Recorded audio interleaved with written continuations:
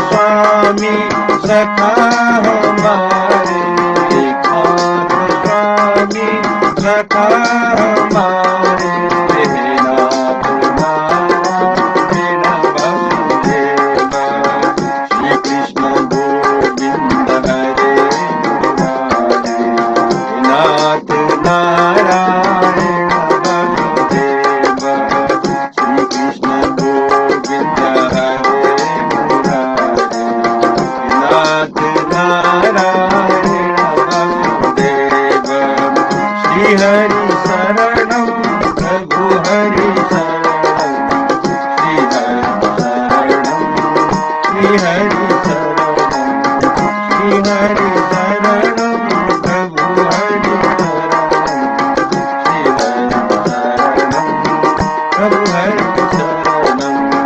श्री हरि शरणं प्रभु हरि शरणं, श्री हरि शरणं प्रभु हरि शरणं, श्री हरि शरणं, श्री हरि शरणं।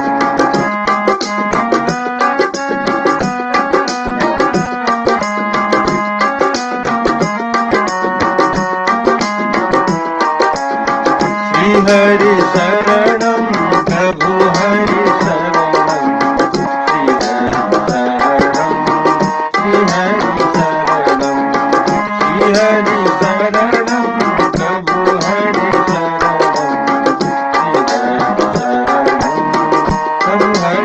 शरणं।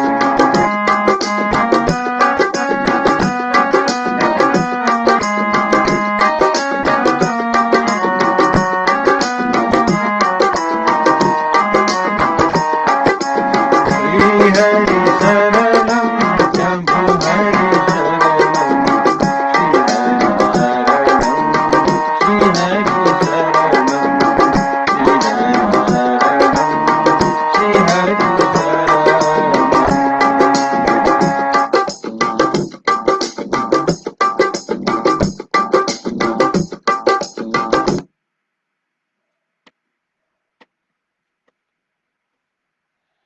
हरि शरणम। जय श्री कृष्ण, जय श्री हरि।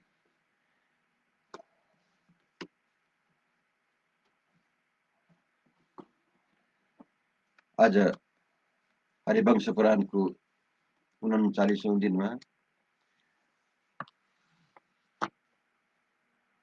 अब मैं आज 43वां अध्याय प्रारंभ करने जा रहा हूं। इसमें आज देवताओं के साथ युद्ध के लिए उद्धत हुई दैत्य सेना का वर्णन के विषय में हम श्रवण करेंगे। वैशंपायन जी कहते हैं, जन्मेजय, तदंतर मुख्यतः भगवान विष्णु की ओर से भय प्राप्त हुआ है। यह सुनकर रण दुर्जय दैत्यों और दानवों ने युद्ध के लिए बड़ा भारी उद्योग किया। मायासुर एक सुवर्णमय रथ पर आरूढ़ हुआ, जिसका विस्तार 1200 हाथ का था। उसमें 4 पहिए लगे थे। वह रथ टूटने या बिगड़ने वाला नहीं था। कैसे ही विषम भूमि क्यों न हो, उसमें वह आगे बढ़ जाता था। उस रथ में बड़े बड़े आयुध सुंदर ढंग से सजा कर रखे गए थे। उसमें छोटी छोटी घंटियों से युक्त झलारे लगी थी, जिनसे मधुर ध्वनि का विस्तार होता रहता था। रथ के ऊपरी भाग में उसकी रक्षा के लिए जीते जी खाल मड़ी गई थी। उस रथ में भांति भांति के रत्न जड़े गए थे तथा सोने की जालियां उसकी शोभा बढ़ा रही थी। उसका धुरा बहुत अच्छा था। वह रथ अच्छी श्रेणी के भी वह यह वह रथ अच्छी श्रेणी के रथों में भी सबसे अच्छा था। उसकी बैठक बड़ी सुंदर थी। वह देखने में पर्वत जैसा जान पड़ता था। उसमें जीव जंतुओं के चित्र अंकित थे। भांति भांति के पंछियों के चित्र भी उसकी शोभा बढ़ा रहे थे। उसके भीतर दिव्यास्त्र और तरकस रखे गए थे। उस रथ में मेघ गर्जना के समान गंभीर घर घर शब्द होता रहता था। गधाओं और परिघों से परिपूर्ण वह विशाल रथ मूर्तिमान समुद्र सा जान पड़ता था। उस रथ में जहां जहां सद्धि संधि स्थलों को बांधे रखने के लिए पट्टियां लगी गई थी, वहां वहां वे पट्टिकाएं सुवर्ण सुवर्ण निर्मित केयूर और बल बलय के सदृश शोभा पाती थी। उसका कुंवर सोने का मंडल सा जान पड़ता था। ध्वजा पताकाओं से सुशोभित वह ऊंचा रथ सूर्य मंडल से विभाषित मंदराचल सा जान पड़ता था।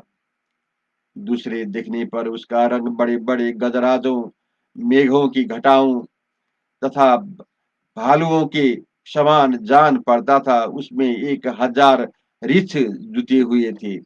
उसकी घरघराहट सहस्रों मेघों की गर्जना से तिरस्कृत किए देती थी। वह दीप्तिमान दिव्य रथ आकाश में भी चल सकता था और शत्रु पक्षियों के रथों के तोड़ फोड़ डालने में समर्थ था।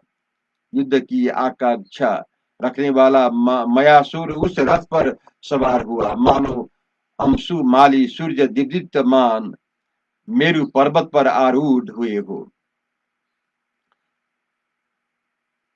तार नामक दैत्य लोहे के बने हुए उत्तम रथ पर आरूढ़ हुआ। उसका विस्तार 1 कोस का था। उसके ऊपर कौवे के चिन्ह से सुशोभित ध्वजा फहरा रही थी। उसके भीतर शिला खंडों के समूह भरे हुए थे। वह नीली कजल राशि के समान प्रतीत होता था। उसमें काले लोहे के 8 पहिए लगे थे।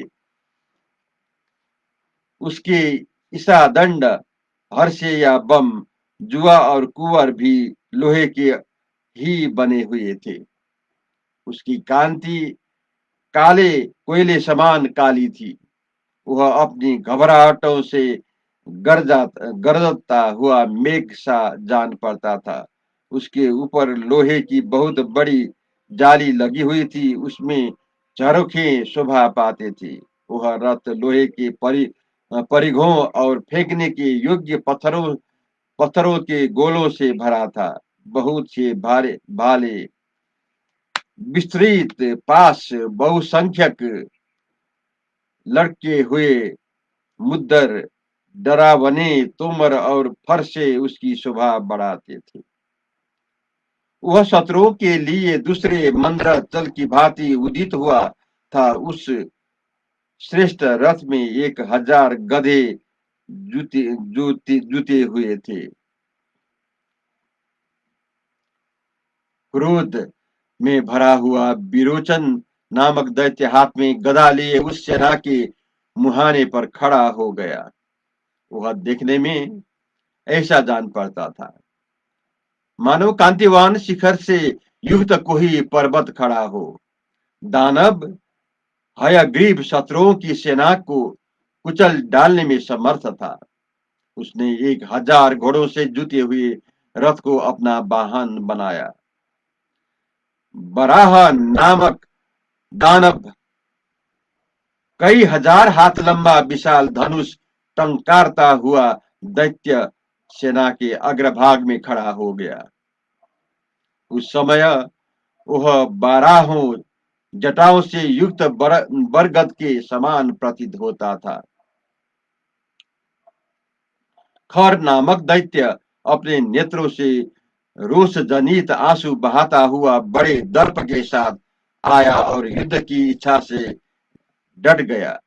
उस समय उसके दांत, ओठ और मुख क्रोध से फड़क रहे थे।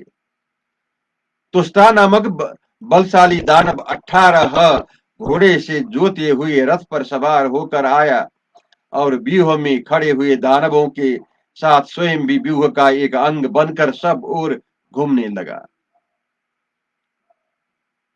विप्रचित्ति का पुत्र श्वेत सफेद कुंडलों से विभूषित हो युद्ध के लिए सामने आकर डट गया। वह श्वेत पर्वत के समान दिखाई देते थे।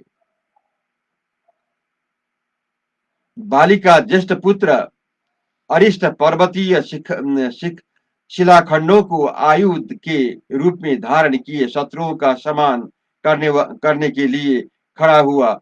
उसने युद्ध की कला में विशेष परिश्रम किया था। वह दूसरे पर्वत के समान प्रतीत होता था। किशोर नामक दैत्य चाबुक से हाथी हाके गए बछड़े के समान बड़े हर्ष और उत्साह के साथ आकर दैत्य सेनाओं में मध्य भाग में खड़ा हो गया। वह नवोदित सूर्य के समान शोभा पा रहा था।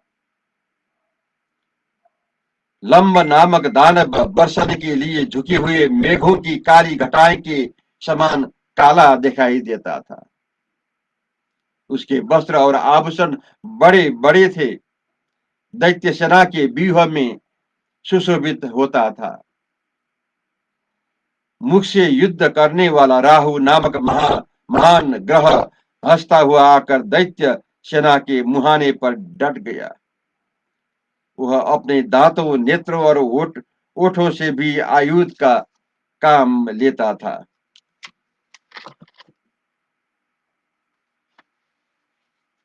युद्ध का अवसर चाहते हुए पासधारी वरुण किनारे को तोड़कर आगे बढ़ने वाले समुद्र की भांति देवताओं की सेना के बीच में आकर डट गए। वह चारों समुद्र और जीव लपाते हुए सर्पों से सुरक्षित थे। उन्होंने शंख और मोतियों के बाजू बंद धारण कर रखे थे। उनका शरीर जलमय था। वे कालपास को घुमाते हुए चंद्रमा की किरणें के समान श्वेत रंग के घोड़ों में और वायु के द्वारा उछाले जाने वाले जल के उंदारों से सहस्रों प्रकार की क्रीड़ाएं कर रहे थे। उनका श्वेत वस्त्र फहरा रहा था। उनके सुंदर ओठ मूंगे और नूतन पल्लवों के समान लाल लाल थे। मणिमय आभूषणों से विभूषित हुए उनके श्याम अंगों की बड़ी उत्तम शोभा हो रही थी तथा हारों का भार उनके उदर पर पड़ रहा था।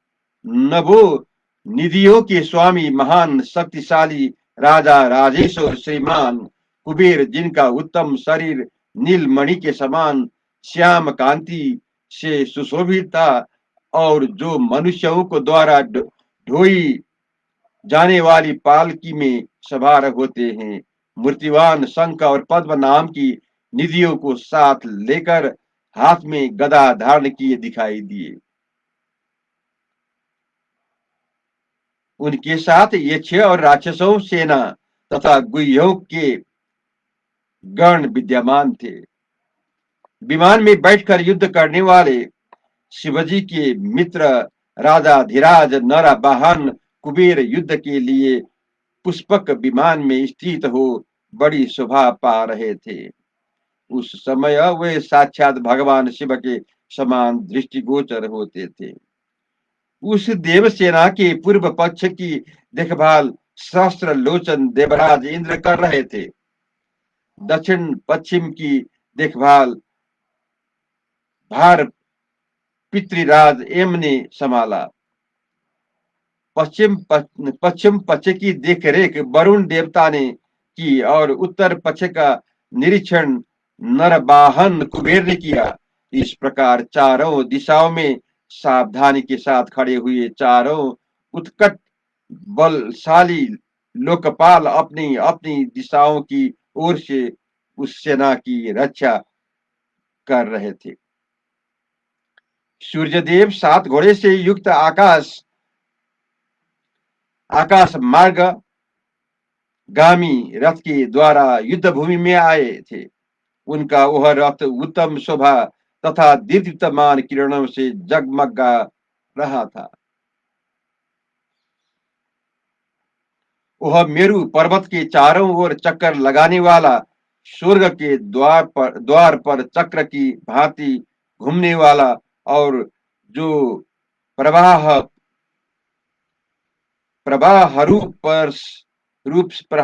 प्रवाह रूप से अक्षय बने रहते थे। उन समस्त लोगों को प्रकाशित करने वाला था। उसकी उसी के द्वारा सूर्य देव संसार में उदय और अस्त की झांकी कराते हैं। सहस्रों किरणों से संपन्न अपने ही तेज से प्रकाशित होने वाले द्वादश रूपधारी भगवान दिनेश सूर्य पूर्वोक्त रथ के द्वारा आकर देव सेना के बीच में विचरने लगे। शीतल किरणें वाले चंद्रमा श्वेत घोड़ों से युक्त रथ में बैठे हुए बड़ी शोभा पा रहे थे। वे हिम और जल से भारी हुई अपनी प्रभाव द्वारा संपूर्ण जगत को आह्लाद प्रदान करते थे। नक्षत्र और योग जिनका अनुसरण करते हैं, जो शीतल किरणों से सुशोभित है, ब्राह्मणों के राजा है, जिनका शरीर नीले धब्बे के रूप में पृथ्वी की छाया से अंकित रहता है, जो रात्रि के अंधकार का नाश करने वाले हैं। आकाश में स्थित ज्योतिर्मय द्वारिकाओं के अधीश्वर है, रस रसों के आश्रय एवं प्रभु है, उस औषधियों के रक्षक तथा अमृत की निधि है। अग्निशोमात्मक जगत के प्रथम मुख्य भाग में है और सौम्य तथा शीतल रस है। उन्हीं चंद्रमा को दैत्यों ने हिम का आयुध ग्रहण करके खड़ा हुआ देखा, जो समस्त भूतों के प्राण है। मनुष्य आदि जीवों के भीतर प्राण, अपान, व्यान, समान और उदान इन पांचों रूप में विभक्त होकर निवास करते हैं। आवाह, प्रवाह आदि सात स्कंधों में स्थित हो त्रिलोकी के चराचर जीवों को धारण करते हैं, जिन्हें अग्नि का सारथी कहा जाता है, जो सबके उत्पत्ति स्थान और ईश्वर है, जिनके कारण भूत आकाश की शब्द शब्द तन्मात्रा निषाद ऋषभ आदि स्वरों में उतर आने पर गीति कहलाती है, जिन्हें पांच महाभूतों में उत्तम तथा शरीर हित बताते हैं, जिनको आकाशचारी और शीघ्रगामी भी कहते हैं, तथा शब्द योनि आकाश से जिनकी उत्पत्ति बताई गई है, वे समस्त प्राणियों के जीवन रूप वायुदेव अपने तेज से दैत्यों को व्यथित करते हुए वहां मेघों के साथ प्रतिकूल एवं प्रचंड गति से प्रभावित होने लगे। 49 मरुत देवता और गंधर्व विद्याधर धर गणों के साथ आकर केचुल से निकले हुए सर्पों की समान मैन से बाहर निकाली हुई चमचमाती तलवारों के समान लगने लगे, खेलने लगे। सॉरी, देवेश्वर के बाण बने हुए बहुसंख्यक नागराज अपने मुख को फैलाकर तीव्र रोषमय विष उगलते हुए आकाश में घूमने लगे। पर्वतों के अधिष्ठाता देवता भी बहुत सी चट्टानों, शिखरों तथा सौ सौ डलियों वाले वृक्षों द्वारा दानव दान बदल पर प्रहार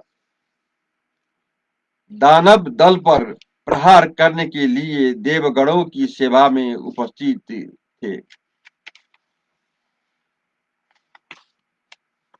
जय श्री कृष्ण। इसका बाकी अंश हम कल प्रस्तुत करेंगे।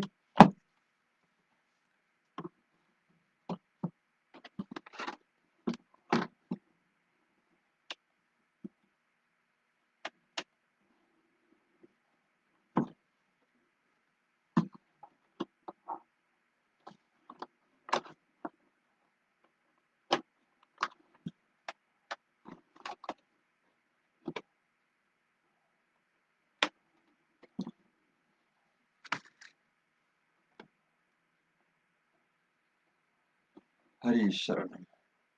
जय श्री कृष्ण, जय श्री हरि।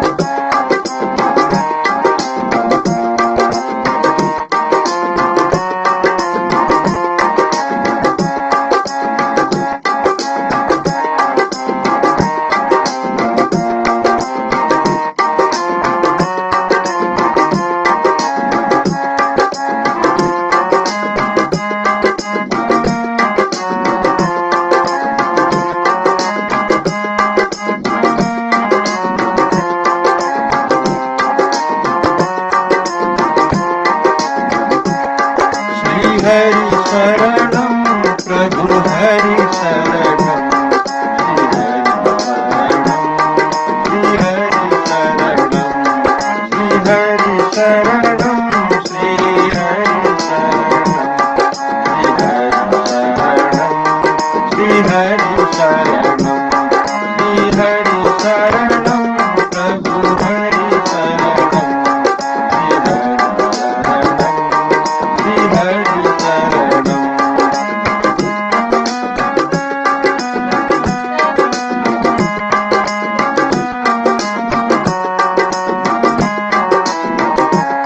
श्री हरि शरणं, प्रभु हरि शरणं, श्री हरि शरणं, श्री हरि शरणं, प्रभु हरि शरणं,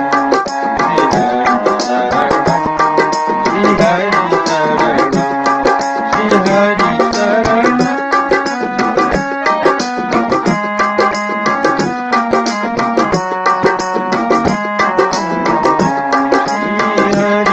शरणं प्रभु हरि शरणं,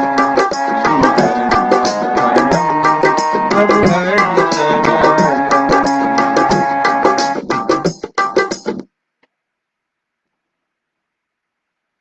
जय श्री कृष्ण, जय श्री हरि।